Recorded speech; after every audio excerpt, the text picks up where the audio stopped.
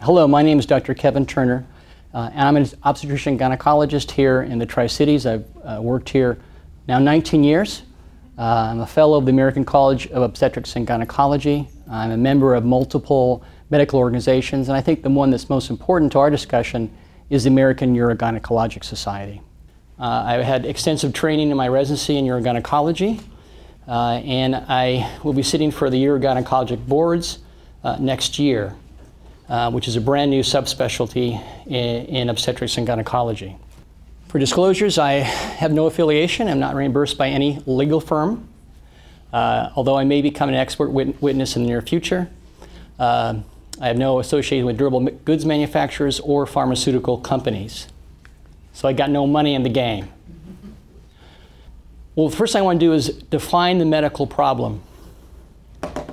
And the medical problem is pelvic organ prolapse, and throughout the talk we'll see it as POP, which is kind of interesting acronym because it does kind of pop, doesn't it?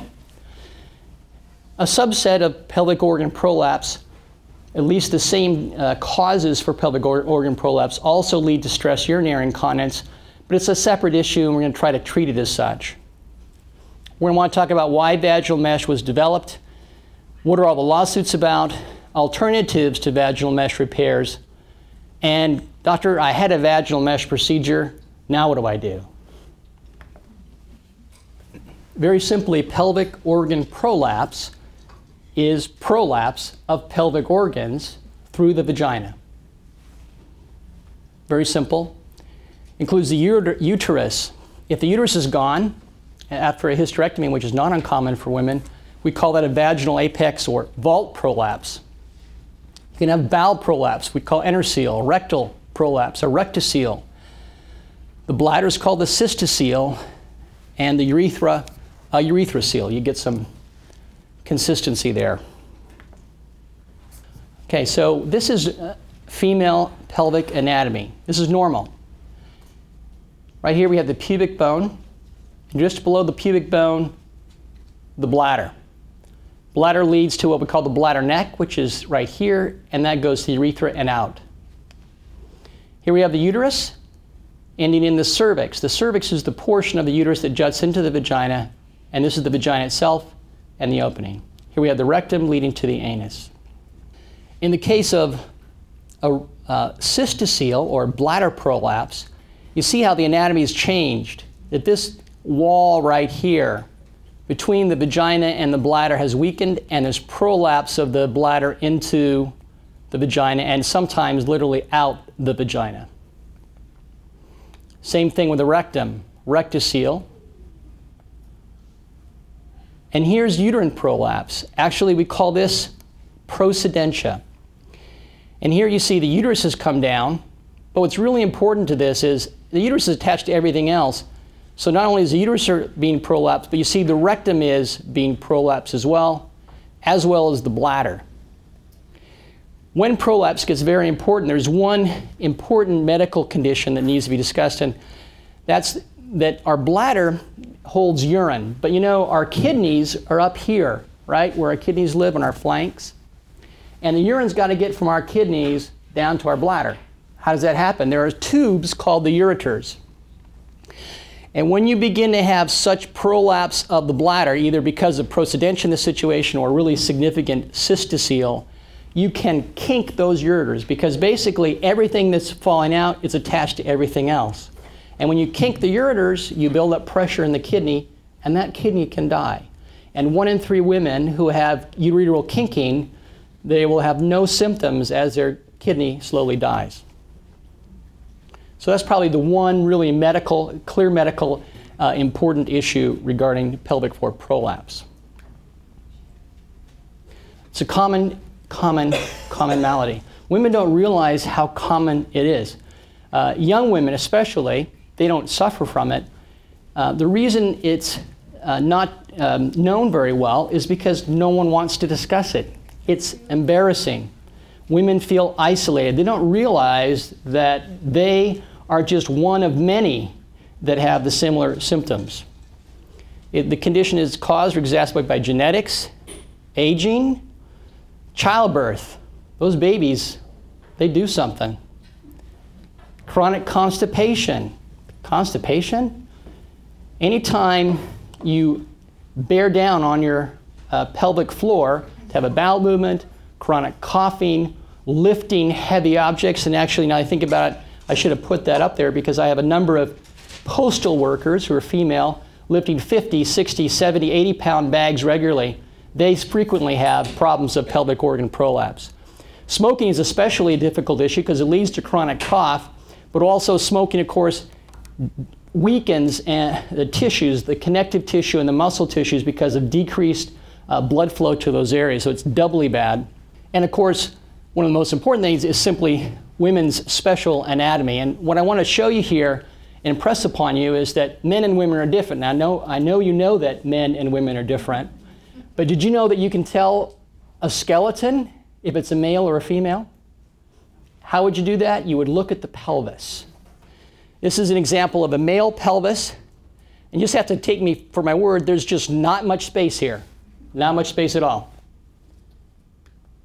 This is a female pelvis. This is what every obstetrician wants to see. A nice gynecoid pelvis, lots of space to drive that Mack truck through, which we call an infant. So the problem for women, men have all this bony support for our pelvic floor.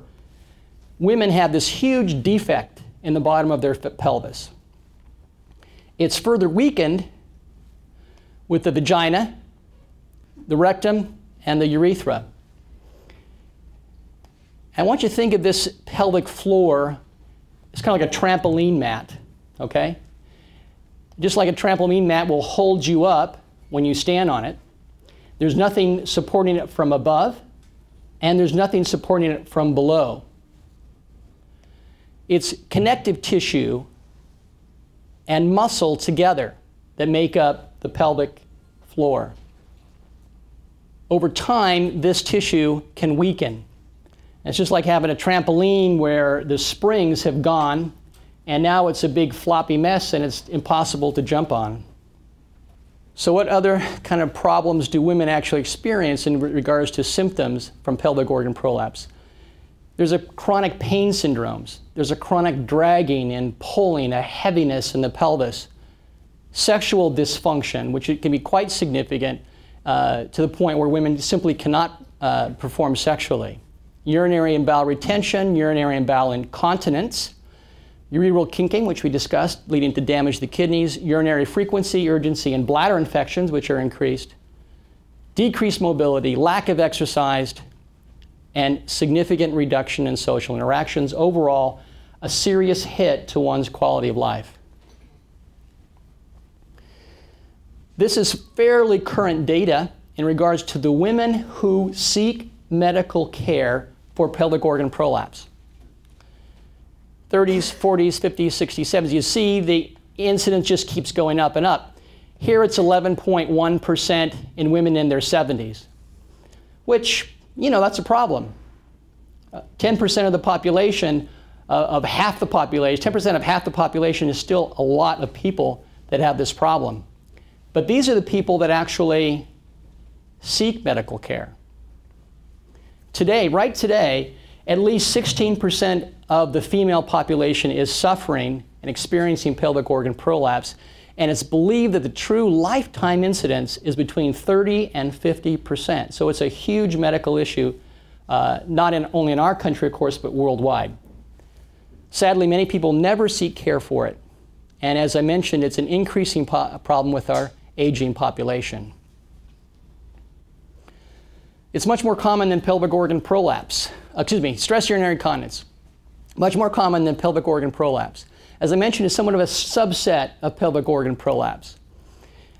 We talked about up to 30%, maybe 50% of women will suffer from some form of pelvic organ prolapse. We know that clearly 1 in 3 women will suffer from some form of urinary incontinence. And yet only 16% of them will actually seek medical care.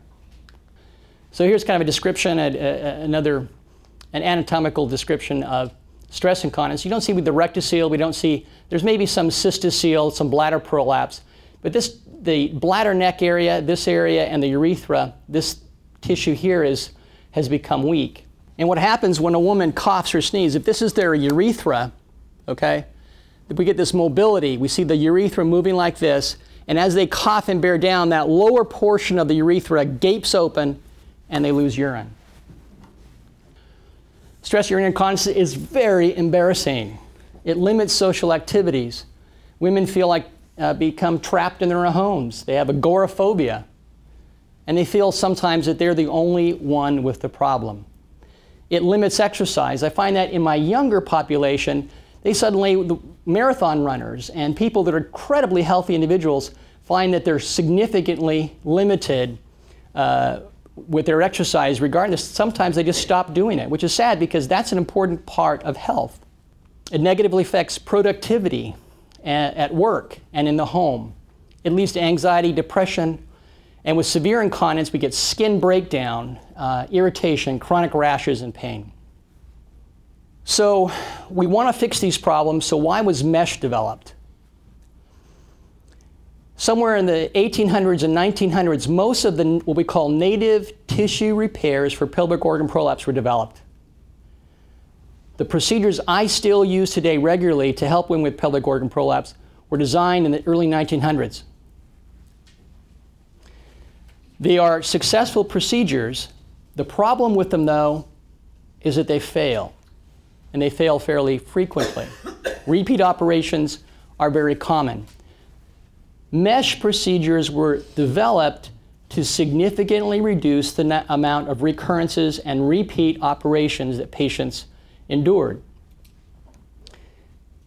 We wanted to reduce morbidity and mortality. Morbidity, what does that mean? That means not feeling good, okay? That's morbidity. Mortality, you know what that means. I'm not here tomorrow. These procedures were developed, they were faster to perform, less operating room time, less anesthesia, markedly reduced size of incisions, usually significantly less pain, and a quicker return to normal function and work. All of which sounds terrific. And that was the goal with the mesh initially. There was this use of these kits. They were simple, they were straightforward. Everything you need came in the kit. The needles, the mesh, everything was attached, ready to go, and away you went.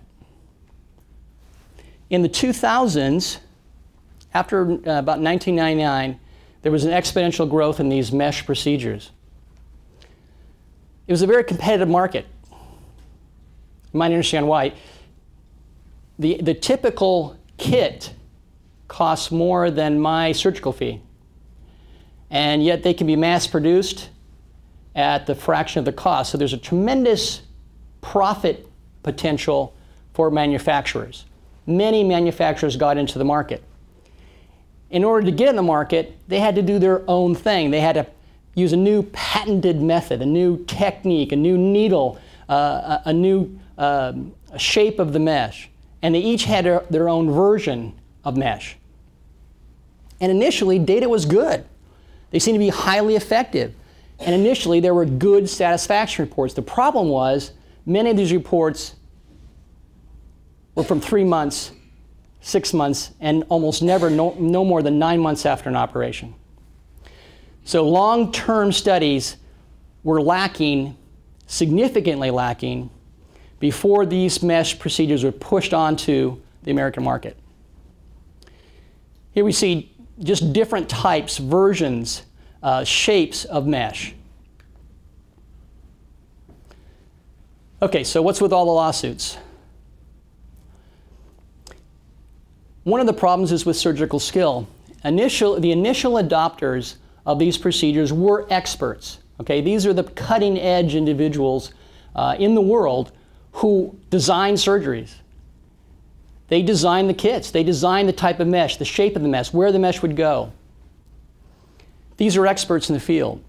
But of course, from the manufacturer's point of view, what they want to do is get it in every surgeon's hands so that every patient can be treated. But now we're talking about less experienced surgeons. The problem was that procedures were sold as easy to do and cutting edge. You're going to have better outcomes. Your patients are going to feel less pain. It's easier and quicker for you to do. You're back on the golf links. Life is good. But the inadequate training led to higher complication rates. And along the way, we also discovered there's some problems with mesh. So many different types of meshes. Each rival company needed to devise its own. They look and feel the same, but have very different properties in tissue. There was frank failure. Didn't work at all. Oftentimes the pore size was too small on the mesh. Think of alligator wrap, right? There's openings. And if that size is too small, then the body can't interweave fibroblasts and scar into that mesh. And there's foreign body reaction, and this is a very important point. Really, the foreign body reaction, the healing, the scarring, the immune system reaction is a desired effect, and was a desired effect with these vaginal mesh procedures. Think of the mesh as like a scaffolding. It's a location in the body for it to lay down scar. And so you have this thin, very thin mesh, very minimal amounts of tissue, and within a month, it's a solid, firm band of scar, completely encased, completely separated from the rest of the body. Now you've got something that could literally last a lifetime. Some meshes, of course, cause more scarring than others. That was discovered later. And another very important point, there's tremendous variability from one patient, one woman to the next in regards to how their body responds to the mesh. Here we see examples, different types of meshes, pore sizes. Some were rough on the edges, some are laser sealed on the edges. Here's some microscopic views. You can see the differences of the different meshes. In 2008, the FDA came out and said, these meshes are pretty good. There are some complications, but they're infrequent, and the severe ones, like people dying, they're rare. But in 2011, the FDA did an about face. There was a sudden increase in the numbers of complications. And we're talking about exponential growth, right? So this curve is coming up. More and more physicians are using it. More and more patients are getting surgical mesh. Many of these surgeons are brand new at the operation, so suddenly we got a flood of complications. The FDA changed vaginal mesh from a Category 2 to a Category 3 device. Category 3 requires much more rigorous trials and studies. But the mesh had proliferated. It's already out there under the Category 2 criteria, which means the studies were not as rigorous as perhaps they should have been. There's some problems with the industry. As mentioned, they gave inadequate trials. I can tell you the pharmaceutical reps come to my office frequently. They've got a new drug they want my patients to take. They want me to convince them that they need to take this new drug. And they've got all kinds of amazing data, study after study, that says their drug is the best of all the other ones out there. And then an hour later, I can have somebody come by from a different pharmaceutical company for the same medical problem, and they can show that their medication is better than any other. It all's about how you massage the data, and companies can be good at that. They had aggressive sales forces. They pushed on any available surgeon. The industry got caught. Some patients had horrible outcomes, severe, chronic, and probably lifelong debilitating pain, sexual abstinence. Some of them had many surgeries and suffered tremendous amount of pain, and still the pain is still present. All of this is fodder for our legal friends. So the primary problems with mesh erosions. That means the mesh is no longer under the skin of the tissue, it's exposed. Just so you know, the skin of the vagina, we call the mucosa. So when you hear me say that, I'm talking about the skin, the layer, the epithelium of the vagina. Here especially you see, this is vaginal mucosa, and we see the mesh exposed. That can lead to chronic pelvic pain, chronic infection and discharge, and painful intercourse, especially for the male partner, but also for the female partner. So I got this, discovered this on the internet, and I wanted to show you the importance and the concept of inflammation and what inflammation can do, and why it can vary from one person to the next. What is inflammation? It's your body's generalized response to any real or perceived injury or infection, okay? It's the thing that kills the bacteria. It's the stuff that heals your broken bones. It does a number of things. One of the most important things, actually, is that inflammation causes pain. Pain is actually a protective mechanism. If you break your arm, you have pain. You don't bump it because it hurts. And when you don't bump it, it can heal. So pain actually is your body telling you this is a problem. So inflammation causes pain. It sensitizes the pain receptors. Inflammation causes healing. Every time you have a surgery, you have to have inflammation for the surgical site to heal. But it also leads to scar. And it's important that people's immune response and their inflammatory response from one individual to the next is tremendously variable. You probably have seen people that have really severe scars from very simple operations. And you probably also know people that have tiny little white lines. How is that possible? This fellow had a tattoo. And by the way, I spell tattoo, I tell my patients, I spell it R-E-G-R-E-T, as in regret, right? So he regretted it at some point and decided he needed to have it off. So he did attempted laser removal. And I've actually done these myself. And you heat the tissue up where it's, the ink is at, and it kills those cells, and those cells get taken away. Well, he has a very strong immune response, a very strong scarring response, and that's what you get. So the severity varies dramatically from one individual to the next. Chronicity varies dramatically. Sometimes the inflammation just never goes. You notice how red this is? This is still inflamed. This scar is still building up. It's still causing him pain, I'm sure. In the case of vaginal mesh, within 1 month, that mesh is entirely encased in scar. And a similar thing can happen in some women. That inflammation never goes away. It just continues to cause pain. And unfortunately, it can cause chronic scarring and pain, and literally the concrete vagina. Vaginas aren't concrete. They're not supposed to be. They have a certain texture. They have a responsibility. They have to remain supple and soft, and yet very strong at the same time. And a concrete vagina does not work. Okay, so, gosh, I guess I can't use vaginal mesh. What are my alternatives? Well, really important ones are non-surgical options, right? Pessaries and pelvic floor muscle training are very important, and we'll discuss those. We're going to go back and talk about the native tissue repairs, the old style techniques. And then there's some other graft techniques, allografts and xenografts, and you're going to understand all about that. Pessaries are fascinating little devices, okay? These are devices that are placed into the vagina to hold everything up. They come in literally all sizes and shapes. Amazing the differences.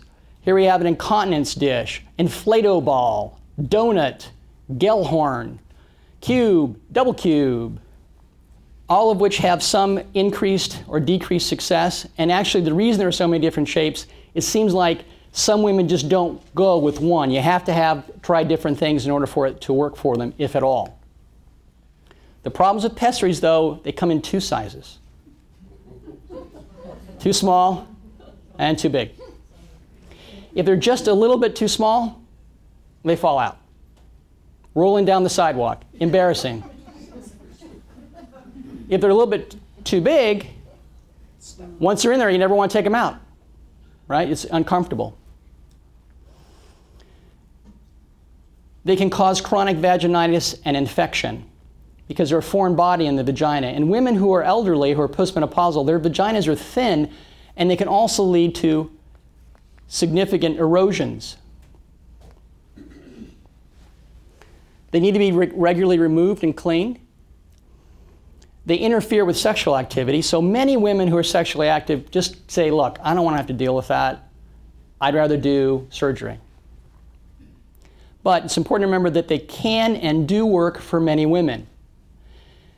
Women need to be fitted and have regular evaluations by their health care provider to use pessaries. Pelvic floor muscle training. This is a really important point. We have many studies that demonstrate the safety, efficacy of pelvic floor muscle training. It reduces the symptoms of pelvic organ prolapse and the symptoms of stress incontinence. This is a little diagram of the Kegel exercises. You may have heard of that, invented by Dr. Kegel. The idea is strengthening that pelvic floor diaphragm, that trampoline that's down there in your pelvis that's holding up everything so it stays there. Pelvic floor muscle training. The best success with is with a lifetime dedication to exercise. Lifetime.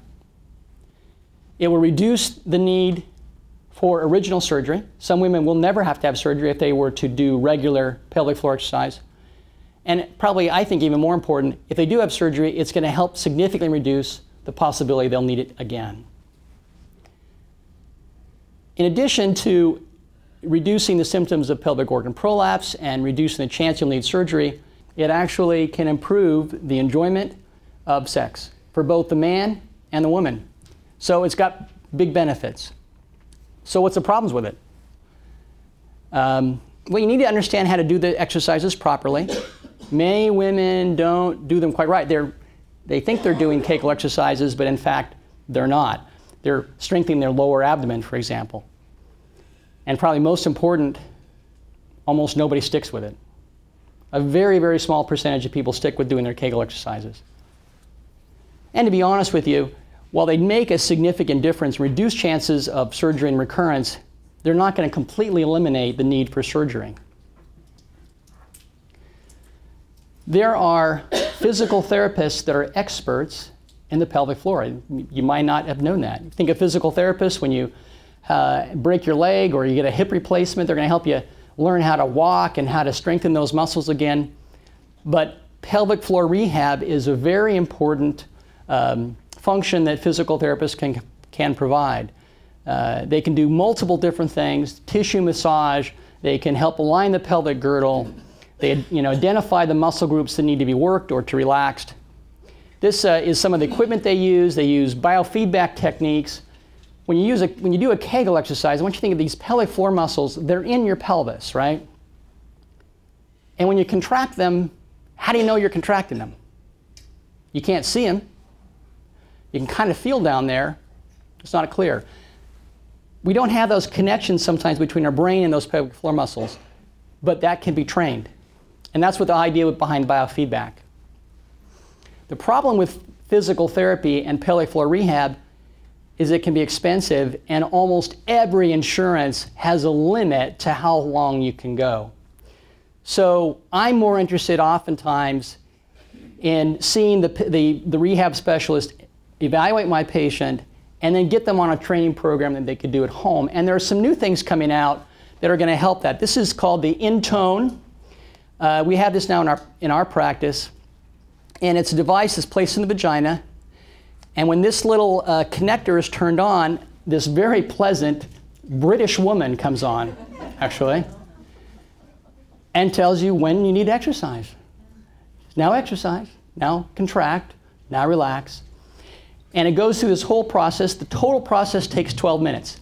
Included in that time, it also has a time where there's electrical stimulation, where you don't even have to contract the muscles. The electrical stimulation does the contraction for you. So this is a very interesting device that I'm kind of excited about.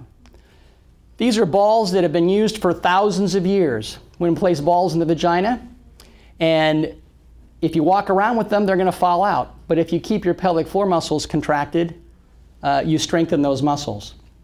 You can find these on the internet in a lot of different places. I just found this on the internet, and I just found the picture, and I'm very interested. It looks like another biofeedback technique. You place this in the vagina, you squeeze down, and it shows you a readout.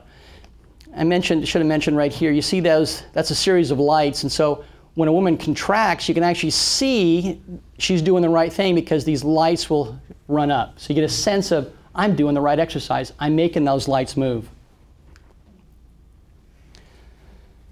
Native tissue repairs. These are the old operations. Many originate from the early 1900s. And these are the only transvaginal repairs that I currently perform. They generally have high recurrence rates. We talked about that. Cystoceles are the most common failure. That's the bladder prolapse, prolapsing in the range, recurrence in the range of 30 to 50% in 3 years. Nonetheless, they do and can provide excellent symptom relief. Oftentimes, the repeat operations are more successful than the initial one. Each time you do surgery, you develop some more scar in those vaginal walls, more strength, more connective tissue, and the success is longer. And very importantly, the vagina remains a vagina. It's not concrete any longer. It's what it's supposed to be. These are just, I'm going to go through these quickly, some names of different procedures you may have heard about. Anterior colporrhaphy is a cystocele repair. Some people, women call it just the bladder lift.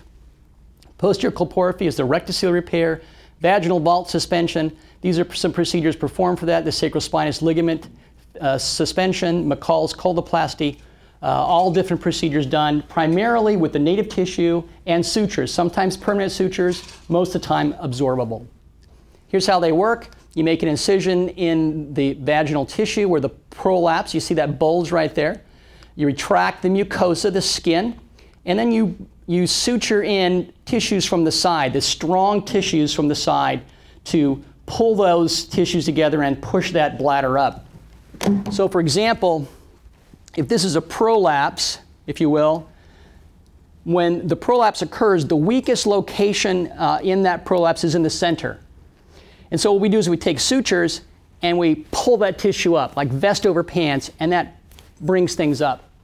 And really honestly, these techniques are really used by plastic surgeons for facelifts. So I tell me, it's the facelift for the vagina. Think of it that way. Now we're going to talk about procedures for stress urinary incontinence.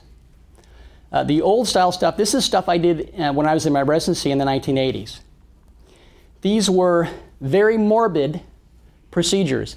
It involved a very large incision on the abdomen and then dissecting down to where the bladder is, identifying that, and taking this tissue that's alongside the urethra, or sometimes the urethra itself, and suturing them up to the pubic bone.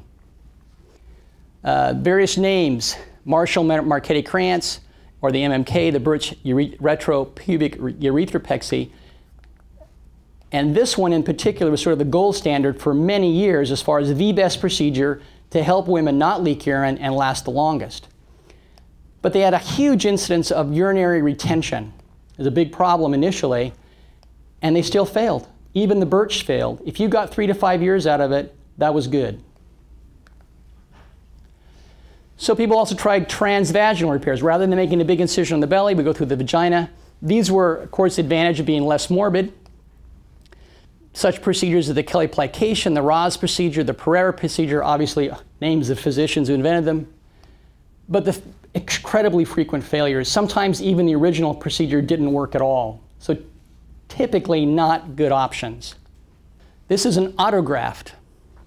So an autograft is a fascial sling that's taken from the individual. What is fascia? Fascia is the stuff you eat when, the gristle of a cheap steak. You bite into that tough stuff, that layer of gristle, that's fascia. Okay, that's connective tissue. And we have a layer on our thighs here called a fascia lata. An incision is made on the thigh, and they harvest a strip of that fascial tissue, and then they tunnel it with fairly large incisions underneath the urethra, and that up out above the pubic bone. Sometimes they had larger vaginal and abdominal incisions, sometimes as big as they did for the older Birch and MMKs. The advantage, though, they had little erosion risks. But you notice how this is set up here. There's this sling, and this is the bladder. You see the urethra? You see how it's kinked there? That was the intention. They purposely kinked the urethra. These were reserved for women who had the worst incontinence. Nothing was going to help. And literally, they essentially obstructed them. And the only way for these women to avoid was to perform catheterization. Now, you don't have to have it that tight. But when they resulted to this in this particular procedure, that's what was done. That was a standard of care. We make it obstructive, and this is going to fix the problem forever. And generally speaking, it was reserved for the women who had the most severe incontinence. So you can do other types of grafts. Maybe people don't want a big incision on their thigh. An allograft is a graft from the same species, other humans, in other words. Most of these are cadaveric. Person, you know, all of us sign that information at the DMV, right? Organ donor. It's okay. Well, not only can your liver and your kidneys and your heart be donated to somebody, but you can donate your fascia. The problem with that is the industry has been kind of questionable, and there's been numerous episodes of infection occurring from one individual to the next, even in people who had passed away. These are usually processed in a way, and more current technology with these allografts has significantly reduced those infectious risks, but as far as I'm concerned, the jury's still out on that. A xenograft is a graft between species, like pigs and cows. And this is something we have used a lot here. And what we would do to augment that repair, that native tissue repair, is we'd lay a layer of something called intozine, which was processed pig fascia, essentially. And over time, that would get resorbed, and the thought was that was going to give additional strength to the repair. But unfortunately, recent research suggests actually it only doesn't work, and the failure rates and the erosion rates may be even higher than other procedures. So we got an idea that vaginal mesh can be bad. And this is probably the most important point for me tonight.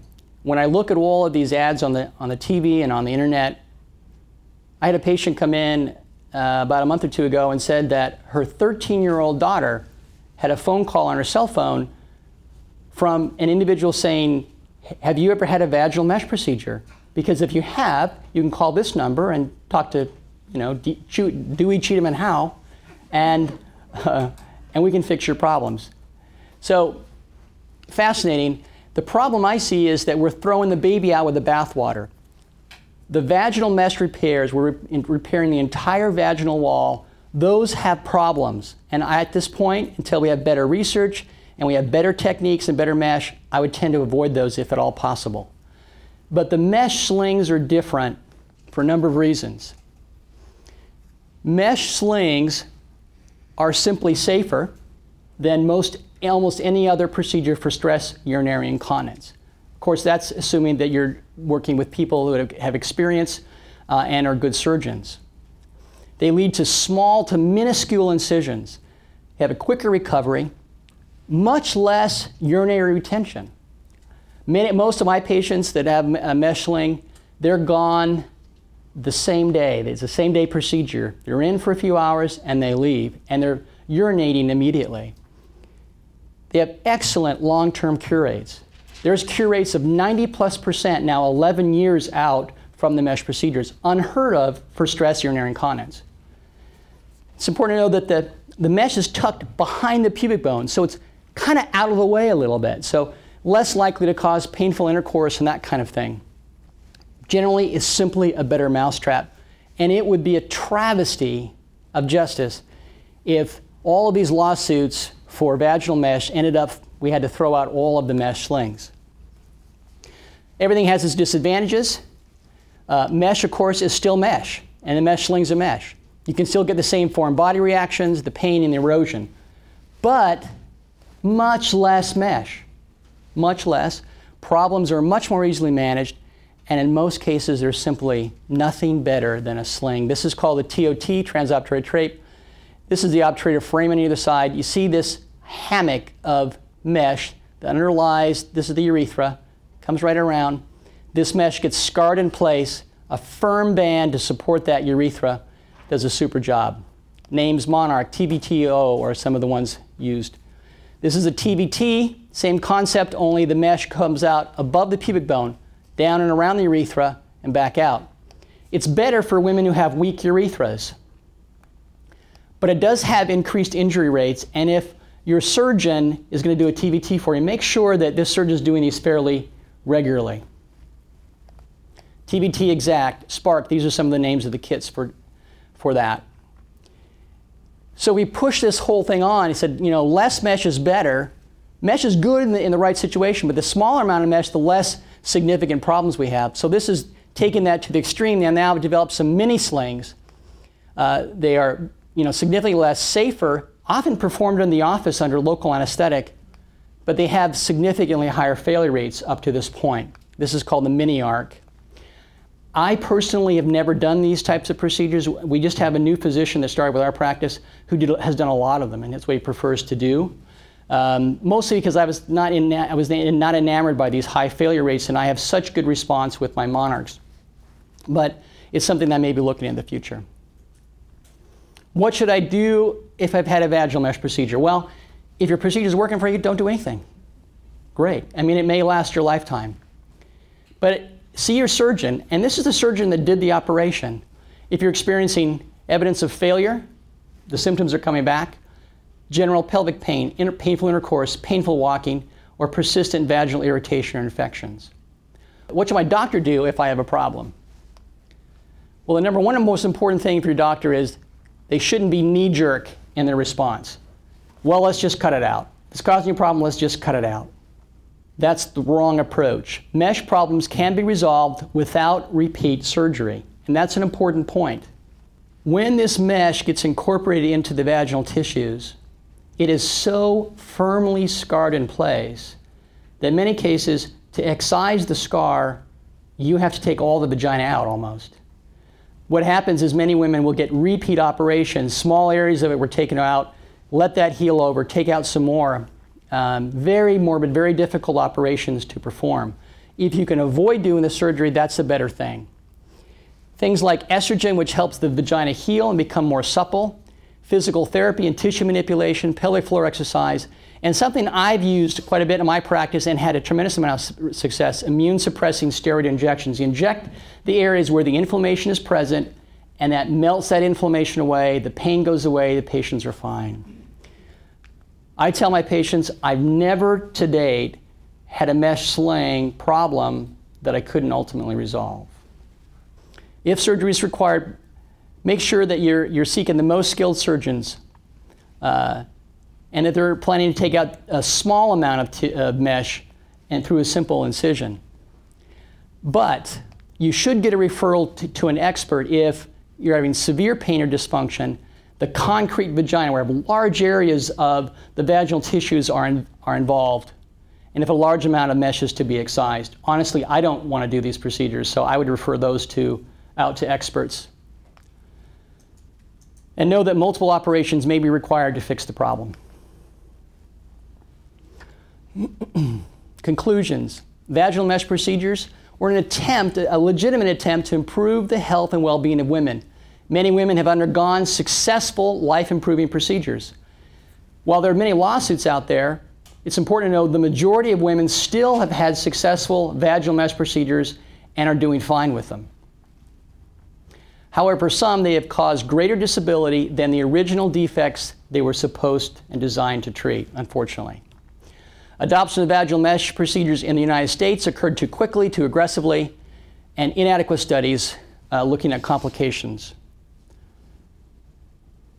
Regarding vaginal mesh slings, remember not to throw the baby out with the bathwater. Vaginal mesh slings are a tremendous leap forward in quality care. Remove them from the market because of litigation would be a travesty of justice. Thank you. Questions? I'm just going to bring this up to you, and you can ask your question for everybody. I can talk loud.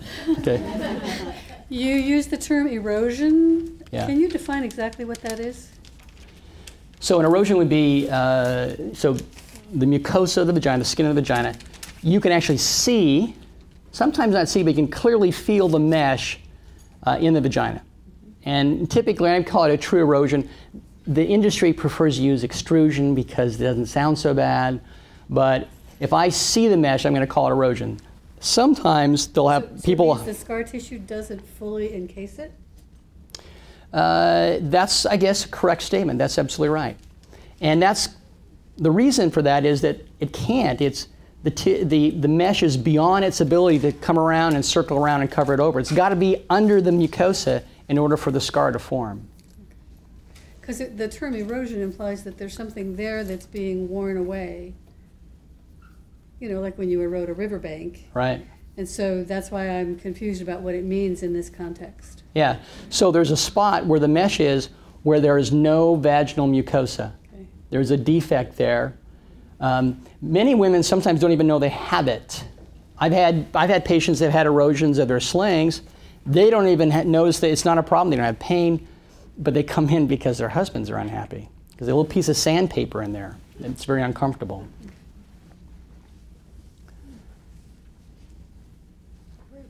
Where would you go for Kegel training? Well, learn to do it properly. And it's a good question. You can come to our office and we can give you information from the internet and pamphlets and that sort of thing. The best place to go is to have a consultation with a pelvic floor rehab specialist, a physical therapist. They have them here at Cadillac, and I do that all the time. It is a referral, it is some expense, but that would be the best place to go. Do you know if Medicare covers that? Or? Yes, it should, absolutely.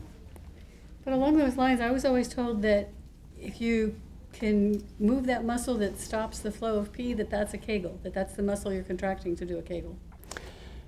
There is a component to that, but you're not getting the full pelvic floor muscles involved because not all the pelvic floor muscles are involved in urinary incontinence. Does that make sense? Mm-hmm. Yeah. And you want to strengthen all of the muscles of the pelvic floor, not just the ones that are involved with the urethra. So will those little dingle balls help? They can. There aren't a lot of rigorous scientific studies looking at their success. There are some that have said there is definitely improvements in symptoms of urinary incontinence and symptoms of pelvic organ prolapse where patients are having complaints of pain or dragging or pulling sensations.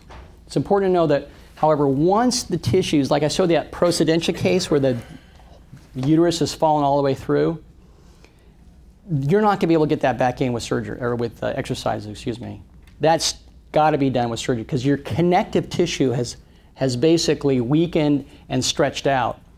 What I try to tell people is the pelvic floor, the trampoline mat, if you will, is a connective tissue and muscle, and they both support each other. The connective tissue supports the muscle the connective tissue. Muscles is bouncy. Okay? It can stretch and come back. But once connective tissue has been stretched, especially stretched severely, there's no way to pull that back up. And surgery ultimately is required in that situation. Over here first, and I'll come back to you. Aren't there tests that can be done on a patient's body chemistry to determine how compatible they are with foreign substances like mesh or something else that you may use in a procedure? Well, there's no formal techniques that physicians use. Some people take a foreign object. If you're allergic to copper, they maybe tape a penny to your skin and see if you get a reaction from that. And they say, you must have an allergy to copper, for example. I'm not aware of anything that's done for mesh procedures or the meshes that are used for the vagina, specifically for that. Most of the mesh is made of something called polypropylene, which has been around a long time. It's actually rather inert. That's why it's used. People don't have usually a very strong foreign body reaction, but as I mentioned, it varies tremendously from one individual to the next, and also the pore size, how it was wove, all that kind of thing makes a difference in how it's affected in the tissues. So it's not just chemistry alone then? Correct. It's not just chemistry, it's architecture as well. At what point would a person need to have it fixed or repaired? How far? Yeah, that's. I consult with patients all the time, and certainly once we talked about the complete procedentia, when things are truly falling out, you can't keep it inside. You're sitting on your bladder, literally. That clearly needs to be operated on. And there's medical concerns, as I mentioned to you as well. So it really depends. If that's not the case, it depends primarily on your symptoms. I have patients that have significant cystoceles, bladder prolapses, and erectoceles. They don't have any symptoms. They don't have any problems. There's no reason to do surgery, really, in that situation. Cystoceles, those bladder prolapses, what happens with a cystocele is the urine gets trapped in that pouch in the vagina. And so when you sit down to void, you empty your bladder, you're done. Stand up. Oh my gosh, I gotta go again. I just went. That's because you tilt forward. When you stand, you tilt forward. That urine that was in that pouch falls forward, gets in the bladder neck, and that gives you that sensation you have to go. It's actually called teapotting. Think about a teapot. When you tilt it forward, finally the fluid comes out. Yes, ma'am? How about after surgery, the infections? Talk about those. After surgery, the infections. You know, my experience has been very little, especially when it comes to the mesh. True infections that cause severe from bacteria are not very common at all. But inflammation is, and I think in some cases people felt that there was an infection present because you can feel this inflammatory changes that often infection will cause. But my suspicion is in many cases an infection has not been present. The true incidence of infections, for example, in these mesh slings is extremely low. Nonetheless, you know, the government tells us we need to give antibiotics for everyone getting those procedures, and that's fine, so that's what we do. Once the mesh has eroded into the vagina, then there's this chronic vaginitis that bacteria can sometimes get underneath the mucosa, and that can be an issue. So you have to go in there and cut it out, and I've done that multiple times, and patients have been referred to me. And then bladder infections continue on and on and on for years. You can't get rid of them because of it. Well, the bladder infection is a different story. That's on the other side, right? That's within the bladder itself. Yeah. And bladder infections occur with prolapse because when you can't empty your bladder, when there's always urine there, that dramatically increases the possibility you're going to get an infection. Your bladder's immune system works when it's empty, and it clears out the bacteria then. But when you constantly have some urine in there, so actually surgery can actually sometimes reduce the incidence of chronic bladder infection. Yeah. It does, but the infection never goes away. Some people are colonized, and that's a problem. In other words, you just have bacteria that can't ever get rid of it. Chronic recurrent urinary tract infections in some women, especially postmenopausal, can be very difficult. One of the recommendations for those women, though, is vaginal estrogen. I want to mention that's a good point. Vaginal estrogen is very important. Okay, estrogen has a bad name, right, in the market. You know, everywhere you go, estrogen causes cancer. I take it for bone loss. Been on it for years. You know, that Women's Health Initiative came out, I don't know, 8 years ago or so, said, you know, estrogen causes breast cancer. Huge, big deal on in all the news agencies. Huge thing. Prempro causes breast cancer. Increase. That's Premarin and Prevera together. And what no one ever heard was that the Premarin only arm of the study continued. For women who'd had their uteruses taken out, they were given Premarin alone, not Prempro. Those women had fewer breast cancers than women who took placebo. They had increased clots because estrogen increases clotting, okay, but they had dramatic reduction in bone. So estrogen's been, I think, in many cases unfairly maligned. Now, when you use vaginal estrogens, some of that estrogen is absorbed into the bloodstream, but that resorption tends to stop about 3 to 6 months. Once those tissues have thickened up, it's no longer really absorbed into your bloodstream. So it's really quite safe. Most physicians don't know that, okay? So what does the cream do over a period of time? It keeps the tissues supple, for one thing. And here's a very important point. The vagina is acidic. It has a low pH, around 4, which is like 1,000 times more acidic than your blood is, okay? And that's an important thing because it keeps bacteria away.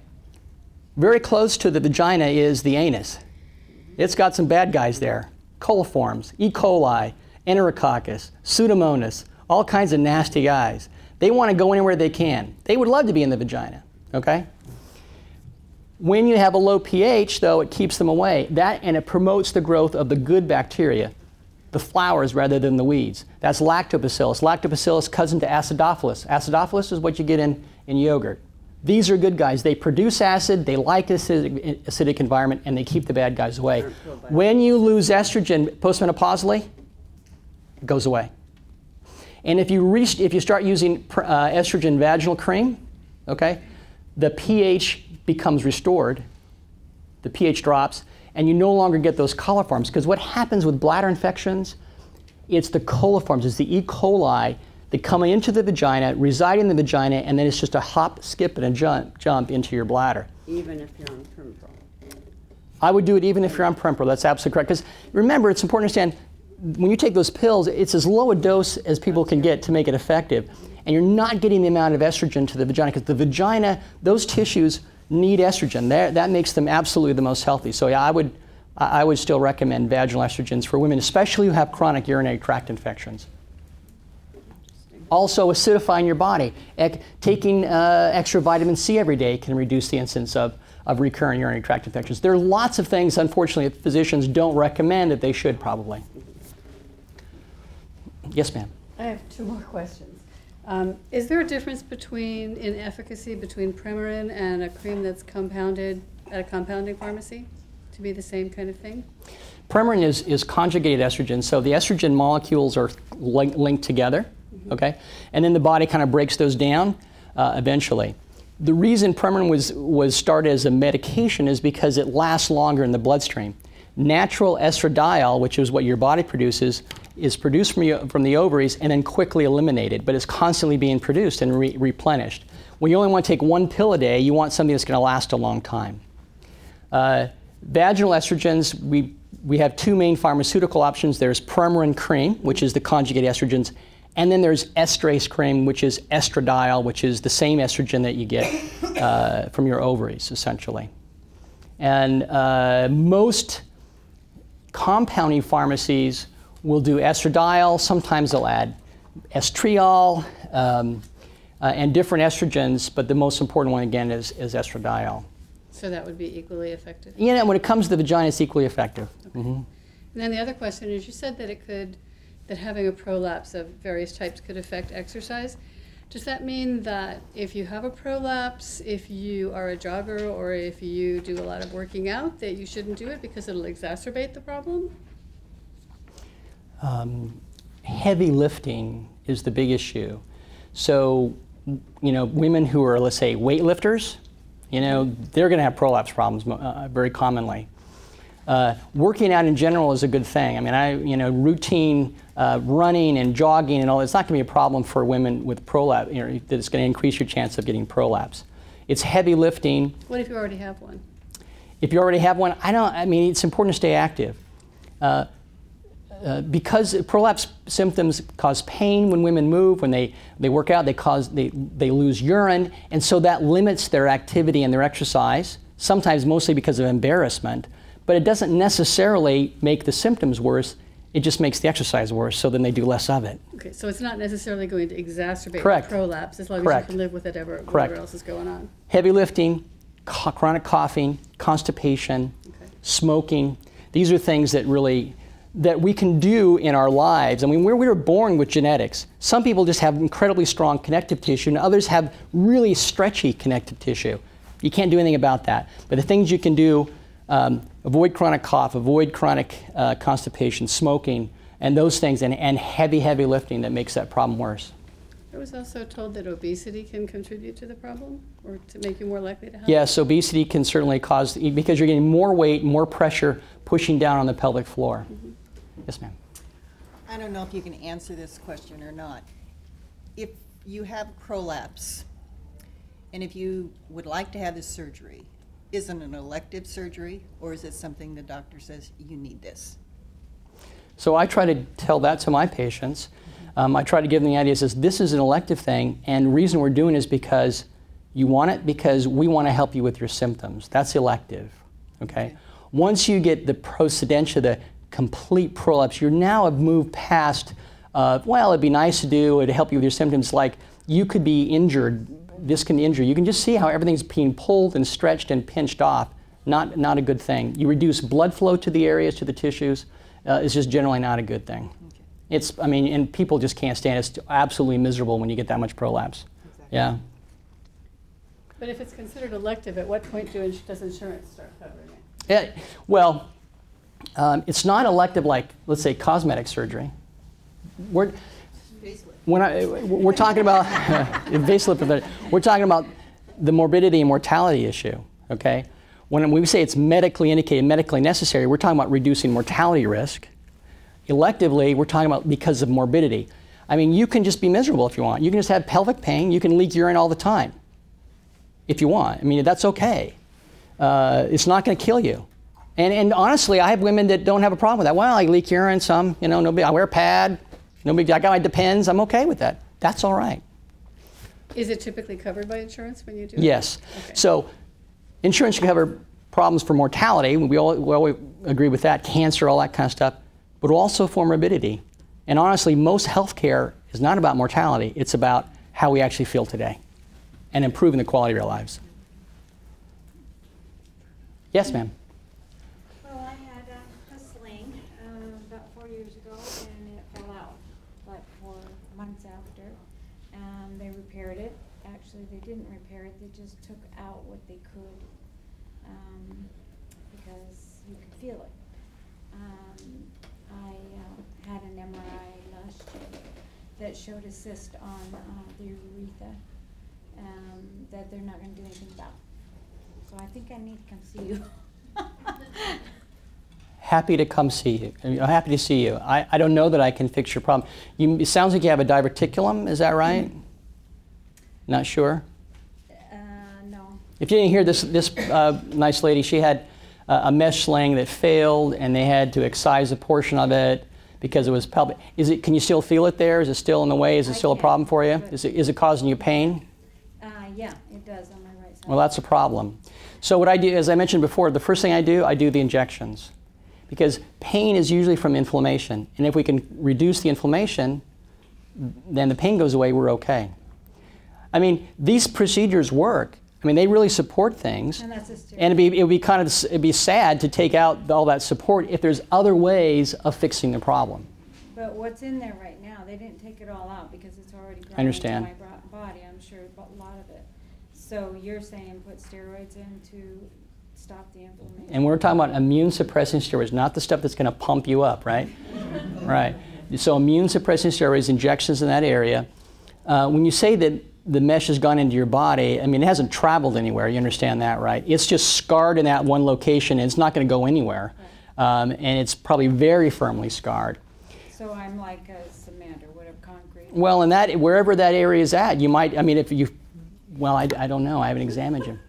So it depends. So it depends on where it's at and how severe. Slings, again, the nice thing about slings, though, it's less mesh. We can use, and I cut out slings. I don't want to, but if you had to cut out the entire vaginal wall, that's the big issue. Those big mesh procedures where the entire vaginal walls are involved, and that's just ugly. That's a terrible thing, unfortunately. Very unfortunate. Yes, ma'am. I was just going to ask you, my mother is 86. She doesn't have the greatest health, but she does have, you know, her bladder does kind of fall out. Is it pretty much mandatory that she has that fixed, or what would be a suggestion? I didn't tell you everything about everything when it comes to surgery and that sort of thing. There are some other mesh procedures like an abdominal sacrocolpopexy. I just felt we wanted to maintain the vaginal mesh procedures, stay there. In really elderly women, a better procedure sometimes when they have bad prolapse is something called colpoclysis. And that particular procedure, what it does is essentially obliterates the vagina. Won't be able to have sex again. But for some of these women, you know, that's not going to be an issue. Right. Right? There's not going to be an issue. They're not going to, they just need their symptoms improved. And the advantage to that is it's less morbid, it causes less pain, it's quicker, it's safer, it's less likely to cause infections, that kind of thing. And essentially what you do is you just take off the skin. You take off the skin, the mucosa of the vagina, and you just sew the walls together. and they'll never have another prolapse problem again. Stress incontinence still could be an issue. Sometimes they should have a sling, but the bladder prolapse and the rectal prolapse, it won't happen. There's no opening to fall into anymore. Yes, ma'am. After you have the procedure, if you choose to do that, what's the pain like? Like a sling procedure, I mean? Mm-hmm. If you have that sling procedure done, what's your pain like, or my pain like? It's often minimal. Like for a Miniarc or something like that, patients come and say, I didn't even take any of your pain medications, doctor. Oh. It's amazing how little discomfort they have. Oh, wow. Okay. It's really, honestly, it's people that have the severe chronic inflammatory responses that becomes a problem. You know, when I first did these, I had great success. I was really excited about it. And I had a patient that I'd seen for a long time. We did the sling, worked great. But then like 2 months later, she came back and she couldn't walk. I was just devastated by it. And I could feel knots of inflammation, raised, bumpy areas of the inflammatory response. And that's where I really got onto the steroid injections, because we injected those areas and they just melted away. And as far as I know, she's completely pain-free now more than 10 years ago when this happened. So those shots typically only have to be done once? No, it's going to vary from individual to individual. That particular patient, severe inflammation, one dose, I think I maybe injected her twice. I usually do a series of 2, 1 month apart. There is one patient I have who has pain with walking. She had one of those Miniarc procedures, and sometimes that mesh gets out close to the muscles of the thigh. And she had it, again, 10 years ago, and about 4 years ago, she came in and said, I'm starting to have pain in this area. I injected it with steroids, pain went away, and I saw her a month ago, and it came back, so we injected it again. I don't know if we'll have to do that every 2 or 3 years for her, or how that's going to work, but yeah. Doctor, I had a Miniarc mesh put in, and I still feel, back in December of 11, and I still feel like little pieces of needles are down there. Not real badly, but I feel it all the time. Would your injections correct that? It might, yeah. That might help.